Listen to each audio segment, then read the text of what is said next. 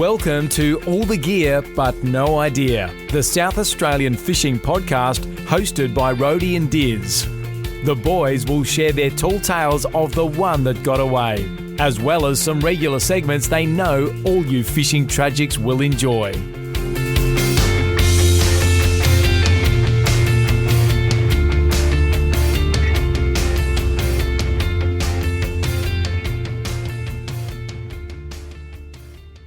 G'day guys and welcome to episode 64 of All the Gear But No Idea, the South Australian fishing podcast. Rhodey, pleasure to be here with you.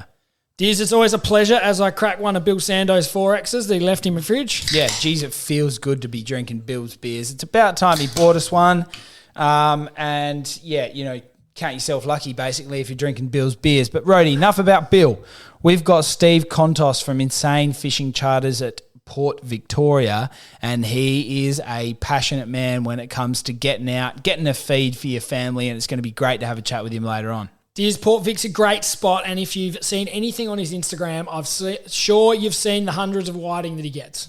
Yes, he does do very well, and you'll be sure to hear later on today that it's not only whiting. But Rhodey, let's get into oranges and lemons, our usual segment. And I'll kick us off today, I think. I'm not going to throw to you. I'm going to kick us off with me orange. Noosa. We got away a week or two ago now, got over to Noosa for a week away with Mills and Ned, and geez, it was good. It was great. Look, the weather wasn't fantastic, but geez, it was miles better than this rain, freezing, wind, horrible stuff we're getting down here in South Australia at the moment.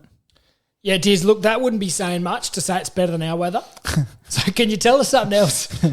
No, it was really good. It was great. Some lovely part of the world up there. Very busy. We're out of holiday season too. I mean, I wouldn't want to be there in school holidays. It'd be mental. But there was some lovely walks along the coast. Plenty of people out there on their longboards, catching a few waves and all that sort of stuff. So, good week away. Did you hang 10 yourself, mate? Nah, not too much hanging 10 for me, mate. I was, you know what it's like because we're about to hear from your lemon, but travelling with kids is a different experience. Yeah, mate, that's straight into my orange. Port Douglas, we went up there and, again, we got some decent weather and did get a bit of fishing in. I didn't hear any fishing in your story, mate, so you must have been held back. Yeah, I forgot to pack my telescopic rod. I took mine. You don't leave home without it, do you? Nah, why would I do that?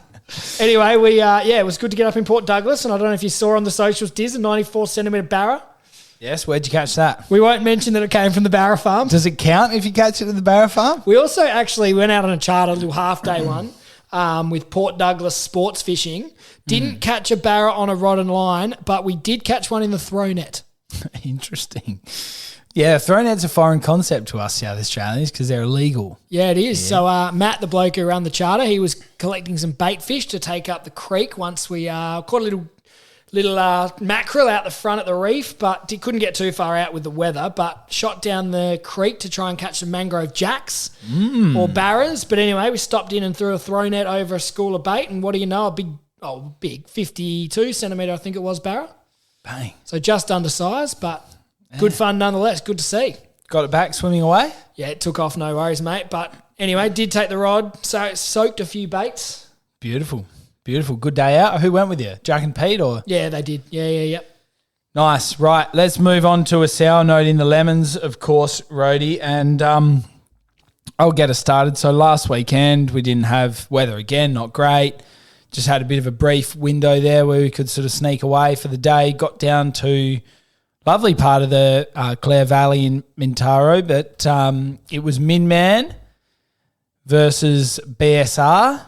Our friend Bill plays for Minman, and boy, did they not put on a show. They were ordinary. Jeez, whack. Cop that, Bill. They lost, and it was ordinary. Yeah, no, so that's probably a fair lemon, Diz. And it wasn't much fun driving home on Sunday morning either. No, it wasn't. I was pretty sure you had COVID. The scoreboard flattered them at halftime, I think. BSR kicked away in the third quarter, and then it was game over, wasn't it? Is that a fair wrap? And then we sort of drowned our sorrows having not played or had much involvement for the year, and then we got onto the rum cans and went bang. We did. We really did not contribute to just about anything throughout the whole year, but... no, all good fun. Good day anyway. Diz, my lemon, I'm going to go back to what I think we officially banned as a lemon, but I'm going to say the weather, mate. It is absolutely horrible. It is raining cats and dogs out there. I don't know whether you can hear the rain on the roof, but it's not good. No.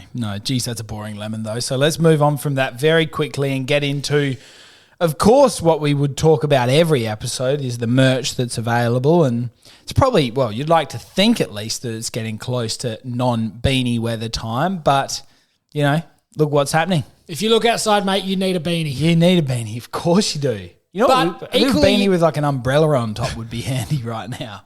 Equally, we are coming into the time of year when you need a cap.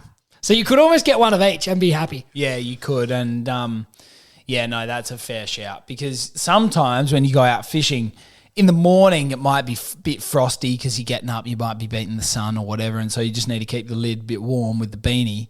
But then, of course, sometimes the day just comes out glorious and by sort of 9:30, 10 o'clock, the sun's up, it's beaming down on your big noggin, bald man, and then you need to put your cap on. Yeah, Diz, I'm not against taking two different headwear options. You got to have both. You got to. Right, Rody, that's enough of that merch chat. The listeners know that they need to hit us up for that stuff before it runs off the shelves, so to speak. But let's get into the news this week because we've got a bit to get through. Let's start with the Port Pirie fishing ban, Rody, that's just ended. Yeah, Diz, I don't know if that was a planned thing or did that come from nowhere. I certainly wasn't aware that it was coming up. But anyway, Primary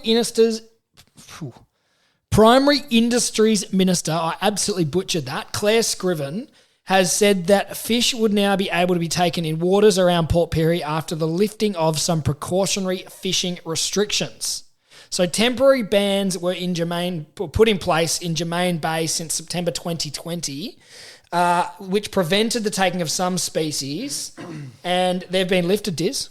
That was like included mollusks and other things, did it not? Yeah, it did, Diz. And I'm reading here, I think that they're still banned. Yeah, so right here it says, restrictions will continue for razorfish, crabs and mussels.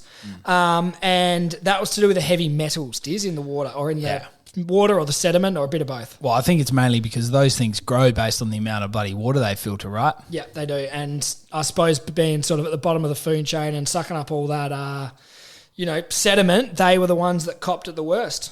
Yes, no, very interesting. But I'm sure welcome news for those who enjoy fishing that part of the world. Yeah, exactly right, Diz. I'm sure the locals are absolutely loving it and they can't wait to go and get into them. Fantastic, Rody. What else have we got in the news this week? Diz, the next one is a little bit of I suppose it's a safety warning, Diz, but it's going to have some effect on the fishing as well, and that's to do with the high flows in the Murray. I was reading the marine safety newsletter that I get emailed. I don't know whether you do too, Diz. Yes, no, I subscribed to that one day when the marine safety officers at the ramp notified us about they did actually. that, and I submitted my email to that newsletter, and away we go. Anyway, it talks about the State Emergency Service has issued a flood advice on the 26th of August that predicted water levels are likely to cause minor flooding in shack areas between Cadell and Mannum. So that includes the shack areas they think are going to be affected, but not limited to Morgan, Brenda Park, Scotts Creek, Walker Flat and Bow Hill.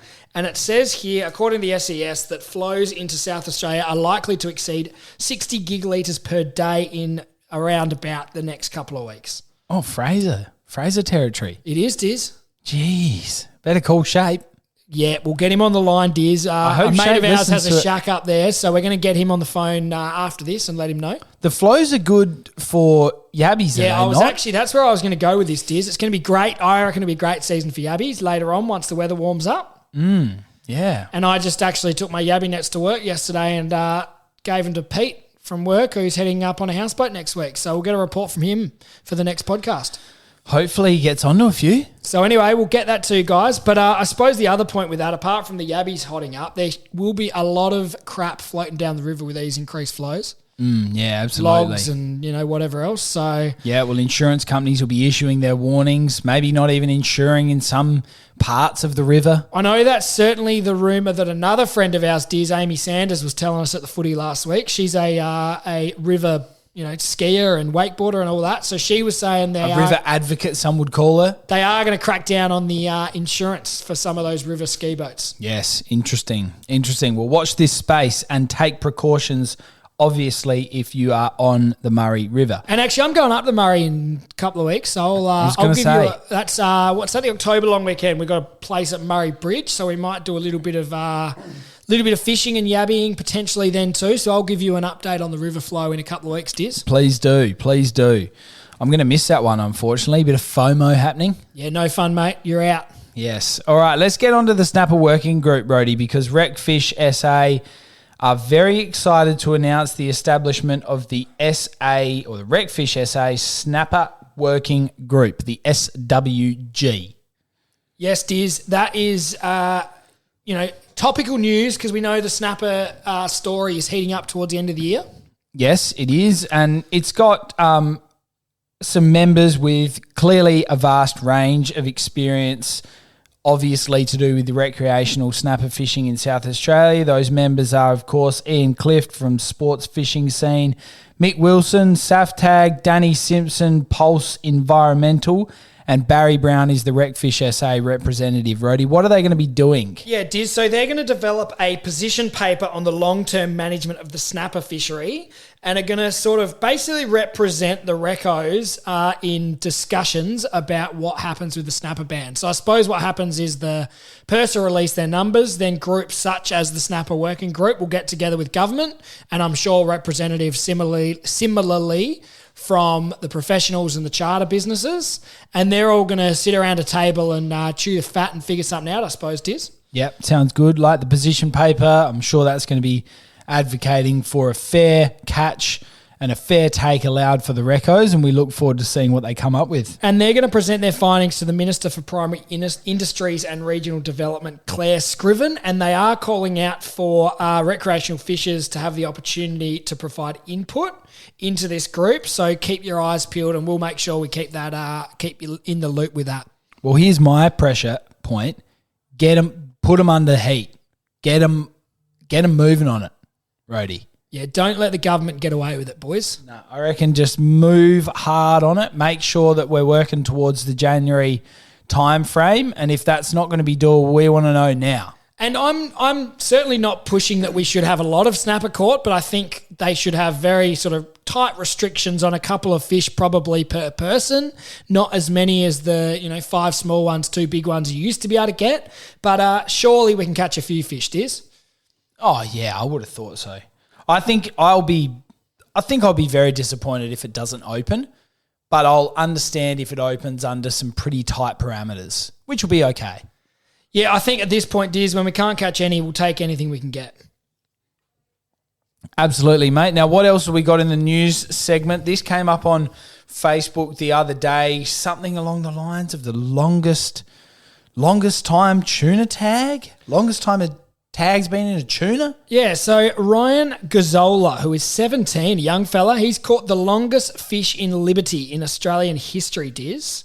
So he caught a southern bluefin tuna, took him 4 hours to reel it in, and it measured 195 centimetres, weighed 135.4 kilos, so it's a true barrel, and it had a tag in it, Diz. That tag had been in the fish for 29 years.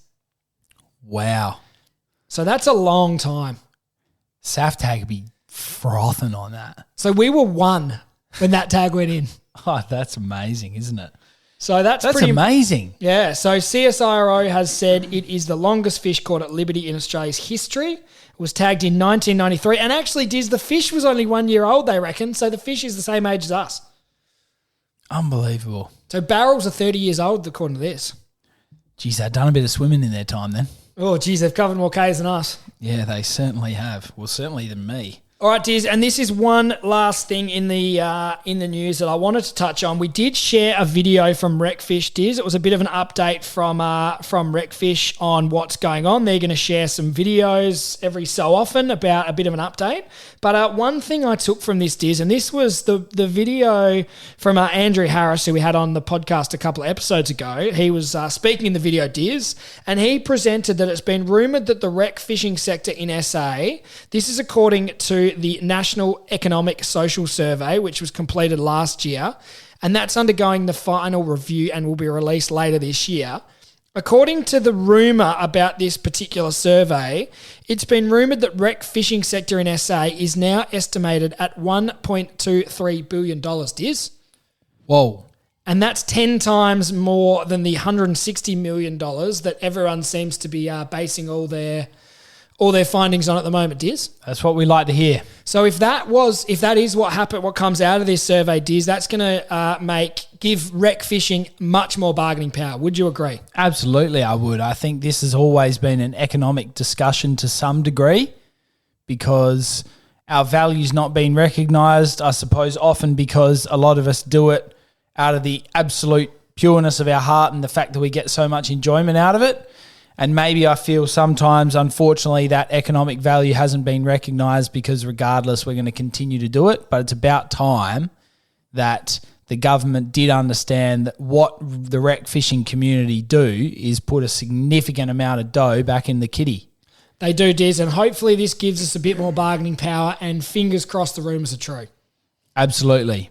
Rody, that's been a great news segment. Let's get on to our guest, who, of course, is Steve Kontos. Let's get him on the line. Rody, very lucky to be joined today by the man behind Insane Fishing Charters at Port Victoria. Steve Kontos, thanks very much for coming on the show. No, thanks for having me, mate. Steve, it's a pleasure to have you on board. We're going to get into all things Port Vic fishing and charter fishing in a minute, but let's start with our 5 questions, and we want to hear about your best fish first, mate. Yes, let's go for it. So basically everyone wants to catch a big whiting over 50 centimetres. About a year and a half ago, I hit one at 60 centimetres. Oof. So, you get stuff like that down in Tassie and that, but not really around the peninsula. Maybe down the bottom end, Edithburgh side, yes. Port Victoria, Stansbury side, 50s, 55s, around that sort of centimetre mark. So other than that, I've been with my best mate to Queensland, and we helped together. We caught a black marlin, which went 100 kilo. What was the bigger thrill, the 60 centimetre whiting or the marlin? To be honest with you, the marlin fishing was a boring fishing. We trawled lures all day and just had to wait. So the thrill of it was once you did hook up, your adrenaline started pumping because you're like, oh my God, am I going to lose it right now? I'm going to lose it at the boat. We wanted to get this fish on board. Yeah, exactly right. Well, we're going to have to get a look at that picture of the 60 centimetre whiting, mate. Is that on your Instagram or where can we see it? I had posted it up on my Facebook page, but people probably have to scroll down to find that. We might get you to send it to us and we'll do a little reshare because we want to see some evidence. Yes, no stress at all. Hey, Steve, tell us your favourite thing about fishing. Favourite thing about fishing is not having to worry about anything. When you're out on the water, your mind's free, it's clear. Yeah, you're not wrong, mate. It's definitely a really good escape, isn't it? You can sort of forget about your worries wherever they might be, and you and out there in nature and loving it. That's it, and have a laugh with a few mates. That's what it's about. And do you still find it relaxing when you're taking a group out on a charter, or a bit more stressful? I love it every day. That's a good way to be. It's only stressful if you want it to be stressful.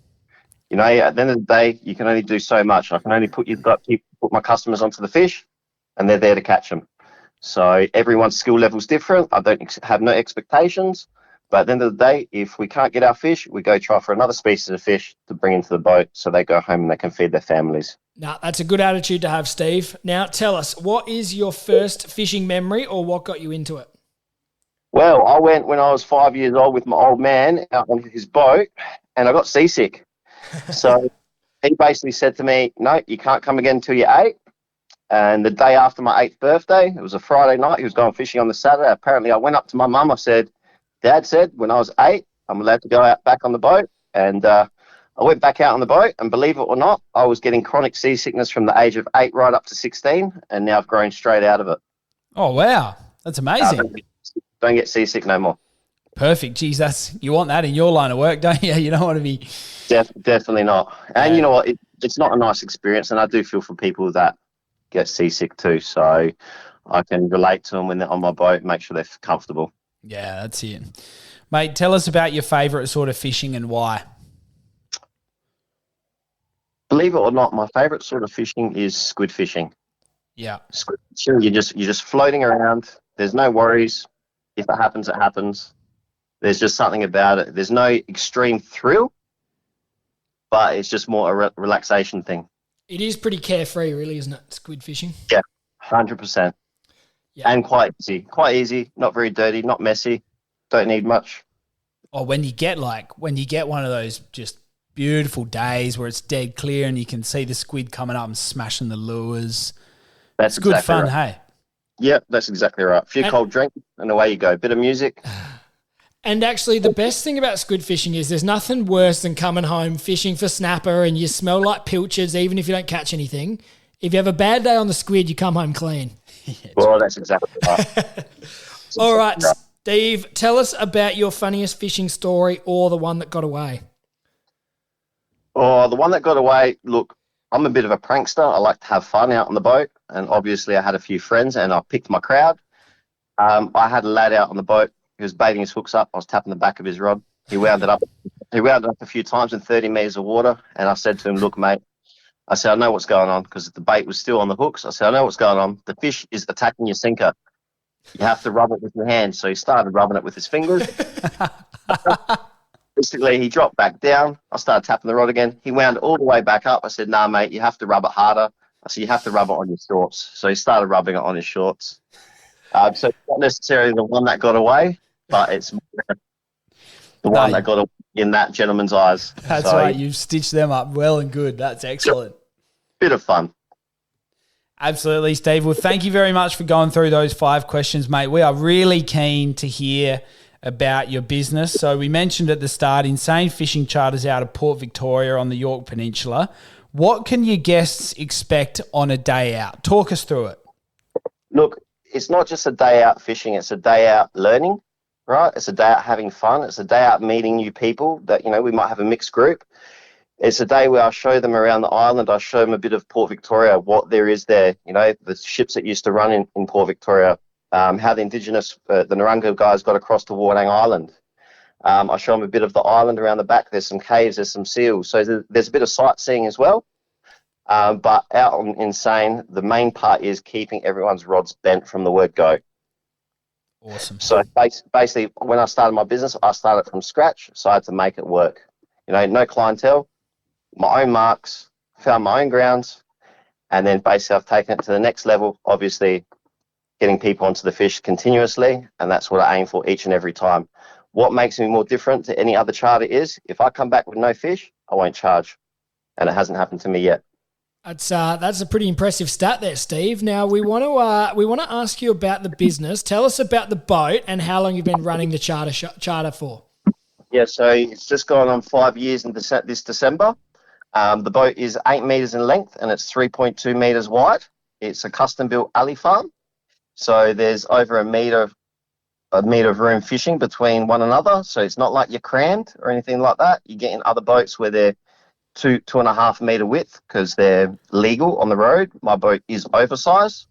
So basically having that extra width, we got the extra length in the boat. It's a pure fishing boat. It's very, very safe. It's got a toilet on board for females if they need to go. And yeah, it gets us out. It gets us back in. Very soft riding boat.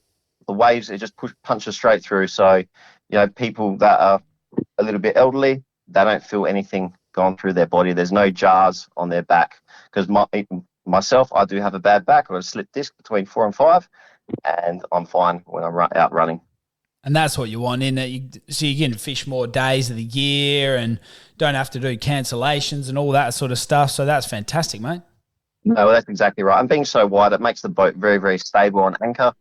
So when it is a little bit rougher, a lot of other boats will stay in, whereas we can still go out because it feels like it's a bit calmer being in such a big vessel. That's it. Fantastic. And mate, you we've seen on your Facebook page, you do like a fishing tutorial day, don't you? Like, is Correct. that select charters or? It's correct. No. So that is available to anybody new to boating, anyone new to boating or anyone that's been boating their whole life. It's about learning from one another. Everything that I've learned, I want to teach people. I want to show them how to use their electronics or set their electronics up for them. I want to teach them how to anchor on the spots.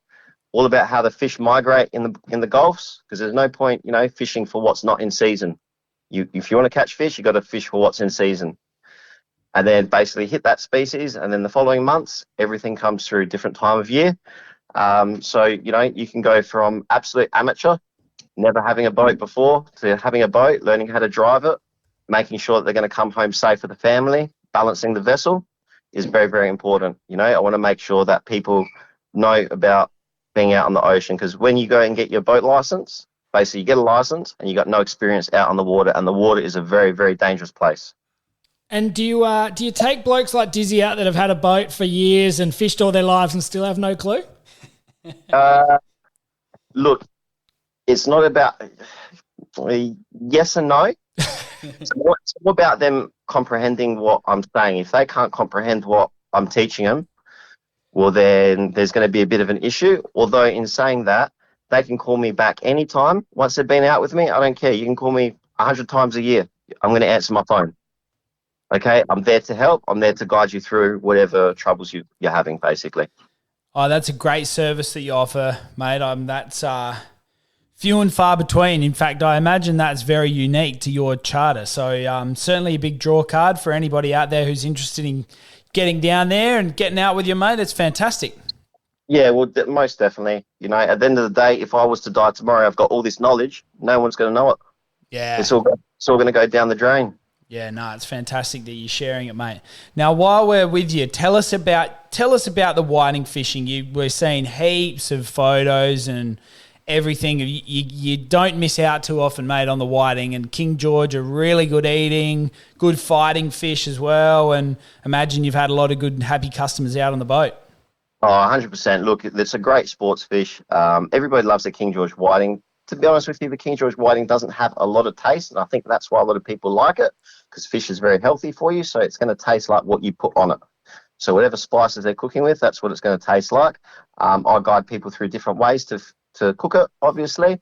But not only that, it's not just King George whiting we go for. We go for every species of fish. Any species of fish that's out there, we go get our whiting and we'll fish for something else. We don't just target that one species. And to be honest with you, I can't wait for the opening of the snapper ban to reopen so we can head out and go get customers some snapper too. Yeah, we'll touch on the snapper in a minute, Steve, but let's talk about some other species. Squid, snook, what else can you get out of Port Vic?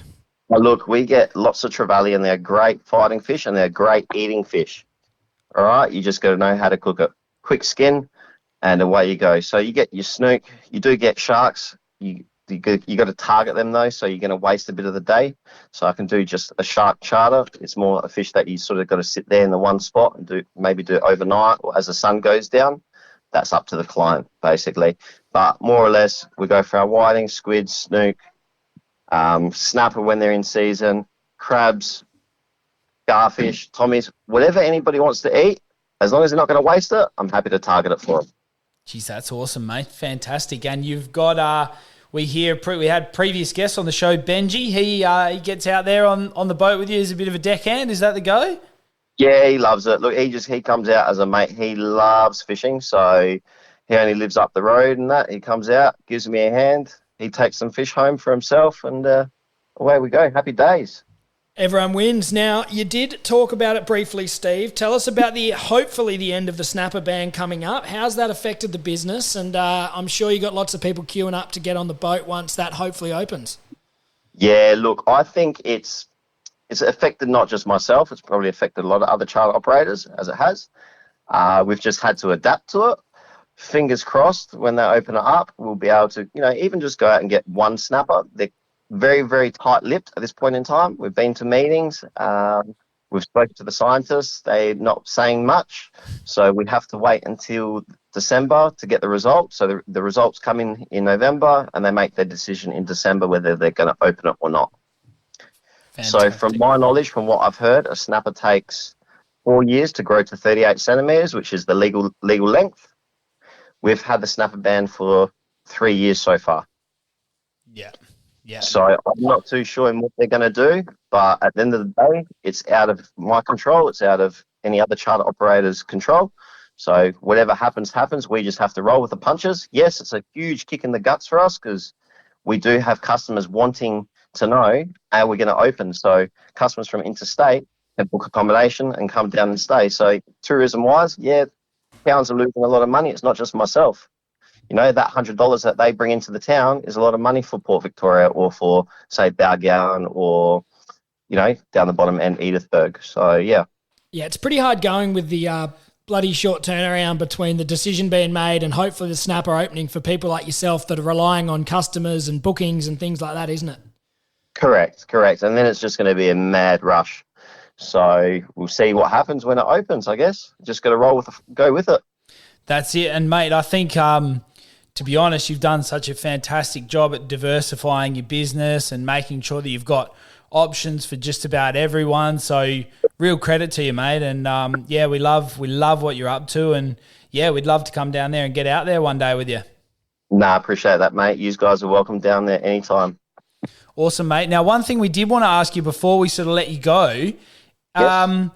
Obviously the number one tip for anybody who wants to go fishing in Port Vic is to give you a buzz, Insane Fishing Charters, hit you up on Facebook. But if they can't get out with you because you're already, you know, booked out or whatever, what's your sort of tips for someone who might sort of drop their little tinny in or something in Port Vic? They're obviously not going to be able to get out far and wide, but is there sort of some good spots in the bay there? Oh, there's spots all over, mate. Port Victoria is God's country. So basically, you know, if someone was to give me a call, I'm not going to send them astray. I'm going to say, look, this is how it is at this time of the year, depending on the moon phase and the water clarity and a few other factors. I'm not going to tell them, you know, yes, you're going to get your fish today. You know, if, say, for instance, the water's dirty, well, it's going to be a lot harder to get your squid if the water's filthy, you know. So I'm not going to send them astray.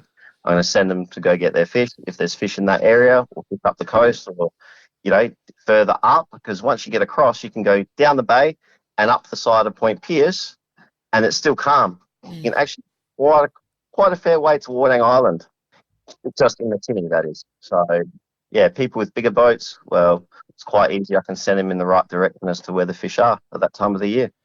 Yeah, beautiful, Steve. Well, Port Vic is one of those places that we've got on our to-do list this summer, so we'll have to either hit you up for some tips or come out on your boat, but we certainly want to get amongst it. Yeah, more than welcome, mate. Give me a buzz anytime. Beautiful, Steve. All right, well, thanks a lot for coming on the podcast and sharing your knowledge, mate. It's been really interesting for us, and I'm sure our listeners have learnt a bit. So for anyone wanting to get involved, Insane Charters at Port Victoria, sounds like a great day out. Nah, it's an absolute fantastic day out. Not just a great day out, it's an insane day out. Awesome, mate. Thanks again, and we'll chat to you soon. Nah, you're welcome. Thanks, guys. You just have a good night. Great to chat with Steve. Very passionate man, and clearly a fantastic day out on Insane Fishing Charters, Rhodey. It's not fantastic, mate. It's an insane day out. Oh, yes. Thank you. Well picked up on there, Rhodey. Let's get into the report. We've got a bit to get through before we wrap up today's episode, because I've got a bit of a doozy of a tackle item of the week this week, Rhodey. I can't wait for that, Diz. You always, look, let's be real. I do most of the heavy lifting in the preparation for this podcast, but we've trusted you with the tackle item. That's a pretty outlandish statement, I would have thought. And you throw up some loose suggestions, and this could be one of them. I'm not sure. I haven't heard. It might be.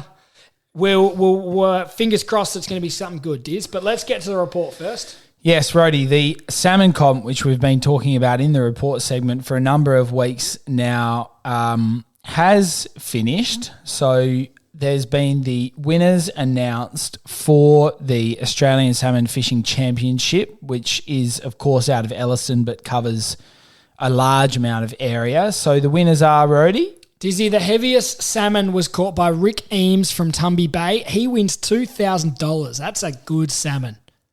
That's a good salmon, but a good prize, I think is what you might have meant. A good prize, I meant. Anyway, he caught that at Talia, and it weighed 4.487 kilos. That's a good salmon. That's a big fish. No, it's really good. And what was the second heaviest? Second here was Shane Ruffy from Whyalla, wins $750 from his fish, also caught at Talia, weighing 4.45 kilos. That is excellent. And what was the prize money for second heaviest? $750? $750, Diz. I like the fact that it rewards the first.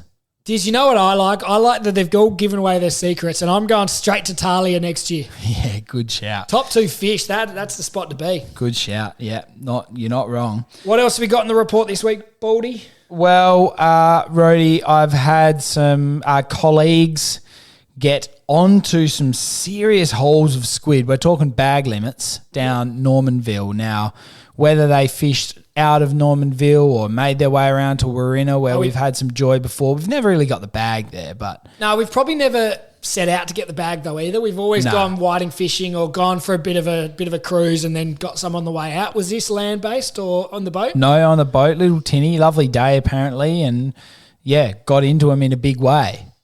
Nothing wrong with a good feed of squid on a good day, as Steve told us, Diz. Calamari for days. We're talking probably maybe you'd even pickle some, I reckon, if you got enough. Your old man Davo loves some pickled squid. Yeah, just don't let him go too hard on the garlic, otherwise you won't taste the squid and you'll just be eating garlic. Mind you, I've seen Davo pickled eggs and pickled crab and pickled this. There's more pickled stuff in Dizzy's fridge than he knows what to do with. It's a horrible gear.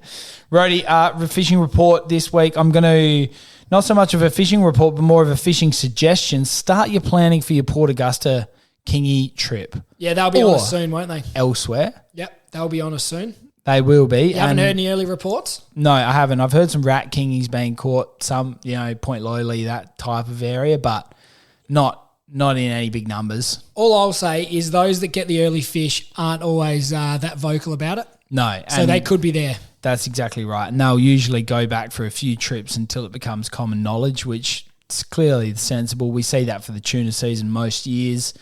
So, just a little suggestion. If you're going to try and get onto them, then start thinking about it. We'd probably be having a crack this year, wouldn't we? Well, we had a big old fail last year. We talked a big game and never did it. About time, I reckon. So we should get onto that, Rody. Let's move on from that fishing trip discussion, though, Rody. I want to talk a bit about Pez and his redfin. Yeah, Diz, we shared that photo on the Instagram story, and that was a stomper. It was an absolute horse out of what I would describe as a pretty small, creek. Not very well. So up at the Barossa that was on, I think it was on some private property, so you're not going to get that one itself, but good to hear that there are some big redfin up that way. Yeah, the inland whiting. Yeah, good eating, good chewing. Good chewing? They are an obnoxious pest though. Did you know that, Diz? You cannot return them to the water. Yes, yeah, they're sort of carp-like. Yes, but much better chewing than carp if you ask me. Oh, yeah, absolutely. Not that I've ever eaten carp. Nah, you wouldn't. It smells though. You wouldn't. Rody, whiting. We have had, I would say, probably an ordinary season. We have, Diz. It's been, certainly for us, an average winter whiting run. We haven't tried a lot. Not as much as last year, but when we have, we probably haven't. We've got the bag once this winter, is that right? Yeah, we got the bag once. We went June long weekend, we got about 35 fish over the weekend. Yeah, so we chipped away at them that weekend. We had another weekend, we got the bag, and then we went out just before the last podcast and only got a handful. Yeah. And your dad hasn't been doing that well either? No, he's not been doing great. He hasn't been out, admittedly, a lot, but yeah, still, anytime he has been out, there's not been remarkable reports, just, a handful of fish here and there. And I think Jack and Ben, who fish over that way a fair bit, were much the same, got a handful, not a lot. Yeah, that's it. We might need to just put that one in as bad year. Might need to just head to Port Victoria. Yeah, by the sounds of things. Your dad's got some spots off some dodgy trade too, didn't he? Yeah, that's it. He's been sort of wheeling and dealing for GPS marks, which we've all been guilty of from time to time. Well, it'll be interesting whether when we put those GPS marks in the machine, whether it takes us to the tuna aisle of the supermarket or one of those old gags. That's exactly right. It could do, Rody. Well, look, not a huge amount in that fishing report, Rody, but I'd say some pretty topical reports there. Yeah, it is. The weather's probably played a part in not a lot of fishing happening lately. Yes, I'd agree. Rody, let's get on to the tackle item. I did talk a bit of a game about how it was going to be a bit of a doozy. So I just want to talk to you this week about the tackle item because we've talked a bit recently about the snapper season starting. Yeah, we have, Diz. And I'm very much hoping that happens in January. Now, if you are going to be doing that, then you'll often target them really early in the morning or you'll target them after dark. Yeah, they do bite at those times, Diz. That's when we've had a lot of luck. Yeah. So when you're doing those sorts of things and you're fumbling around with tying a swivel or you're sort of getting your leader organised, you might have busted off on something, bit of reefy material or something like that. How are you going to see that? A headlight. Oh, Jesus. A headlight is the tackle item of the week. The humble headlight. Where do you get a headlight from, Diz? You can get a headlight from just about anywhere these days. They're always in a dump bin somewhere in your Anaconda, BCF, large-scale stores like that. They'll sell you a cheap one for $10. Are you like a, rechargeable, super force, supercharged, big old headlight that can light up half of the Gulf, or are you just your cheap $5 job? I'm okay with not splurging. I'm okay with the cheap ones. I think they do the job for that sort of thing. But I have seen some people with some real U-boot ones. You know who I'm talking, Davo Gillespie's an absolute sucker for a headlamp. Some have been powerful enough to do dabbing with on your head. All I'll say is I'm glad I didn't have the Deluxo edition that night when I might have had one too many beers, snapper fishing, and ended up in the drink. Yeah, I think you do. You don't want to, I like the idea of having one that's just battery powered. Yeah, the AA batteries. You can whack a couple of AA's in your car, got. and if you run them out of juice or whatever, you've just got them ready to go again. And they're also versatile, Diz. The last time I used my head torch, I had 2 ton of wood red gum delivered a couple of weeks ago, and had to move that around the back late at night. So yes, what did I do? I chucked the head torch on. We've all done that, and you want to. The beauty about having them in a dump bin at a BCF, Anaconda, that sort of type is. It's okay to buy 5. Yeah, because you know what happens? You go camping and one person puts a head torch on and everyone's like, I want one. Where is it? Where do we get one? Where do we get a head torch? We're in the middle of the sticks. That's right. Lucky Dizzy bought 7. There's nothing worse than not being able to see, and like you say, you might have had a couple too many bundies and you're walking around and somebody set up like a bit of a trip line on the floor, on the ground there. They might have set up their swag and they've gone a bit rogue with the pitching of the tent part. And they've just strung it out and you go flying. If you got a head torch, you're not going to miss that. And it helps with the camp cooking too. It does. And I've got one of those ones that's got the red light too, so you can go possum exploring. Isn't that for the possums? I've got no idea, but it is now. Anyway, guys, that's a lot of talk about headlight. That is a lot of chat. I'm not sure whether you've all hung around for the tackle item. Well done if you have. If you have, very well done. And I hope you enjoyed that. And if you did, then and you don't have a headlamp, you will get one now. Roadie, socials. Where can the listeners find this episode? Yeah, as the great Adam Perryman did. Make sure you tag us in your fishing photos on Facebook and Instagram. Yeah, absolutely. And you're going to find this one. It'll be no doubt over Steve's Facebook page. It'll be over our Facebook page. It'll be everywhere where you get your podcasts. Spotify, Apple Podcasts, Google, everything. You'll find us. Yeah, make sure you keep us involved, guys. And the long weekend is coming up. Make sure you get some fishing plans. I think we will get one more podcast in before then, will we, Diz? I reckon. We'll aim for that, Rody. Absolutely. But make sure you do get ready to share your photos over the long weekend. Brilliant, Rody. Thanks for the beer, Bill. And we'll chat to you next time, Rody. See you guys. Rody and Diz hope you enjoyed today's episode of All the Gear But No Idea. Keep up to date by liking and sharing us on Facebook and Instagram. And you can subscribe on all the major podcast platforms. Until next time, good luck fishing.